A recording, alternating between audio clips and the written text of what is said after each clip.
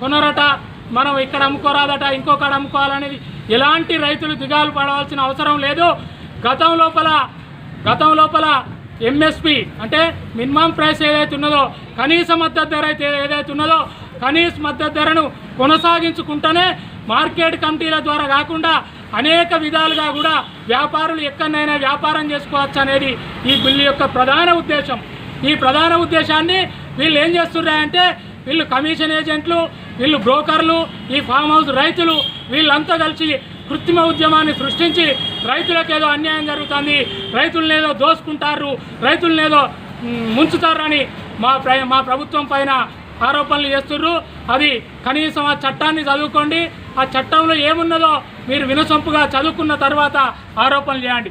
ఆ చట్టంలో ఉన్నాయి 3 అంశాలు రైతుకు. ఏమిటంటే తాను పండించిన పంటను ఎక్కడైనా అమ్ముకోవచ్చు, మినిమం ప్రైస్, కనీస మద్దతు ధరకు. గతంలో కాంగ్రెస్ ప్రభుత్వం బోనస్ ఇచ్చేది, చంద్రశేఖర్ రావు వచ్చిన తర్వాత బోనస్ లేదు. కనీస మద్దతు ధరకు కాకుండా గత ఖరీఫ్లో గత రబీలో రైతులను ఏ విధంగా ముంచిర్రో ఇదే పత్రికాముఖంగా మేము తెలియజేయడం జరిగింది. ఒక్కొక్క 40 కిలో బస్తాలో 2 కిలోలు కట్ చేసి కొంటే కొను, లేకుంటే లేదు, అమ్ముతాము లేకుంటే లేదు అని రైతులను దగా చేసి మోసం చేసి 40 కిలోల బస్తాకు 2 కిలోలు 3 కిలోలు కట్ చేసి వ్యాపారులు ఇటు టీఆర్ఎస్ ప్రభుత్వం వాళ్ళు కుమ్మక్కై చేసినటువంటి ఆటకాలకు ఇక చెక్కు పడుతుంది. ఎందుకంటే రైతు తన పంటను తన ఇష్టం ఉన్న వారికి అమ్ముకోవచ్చు. ఓన్లీ కొనుగోలు కేంద్రాల ద్వారానే అమ్మాలనే రూల్ను ఎత్తివేయడం జరిగింది.